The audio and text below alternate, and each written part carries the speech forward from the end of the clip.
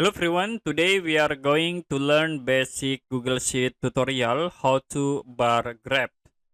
So as example, I will create value. Okay, you can type like apple, mango, and orange. The next I will set for value 25, 50, and then 25.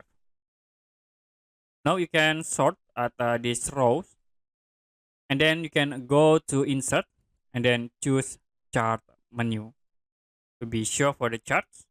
You can change the chart type in here and set these icons bar chart. Okay, it will be automatically apply for the selected area. Okay, that's it for a basic Google Sheet tutorial how to bar graph. If you have any question about tutorial, you can comment below this video.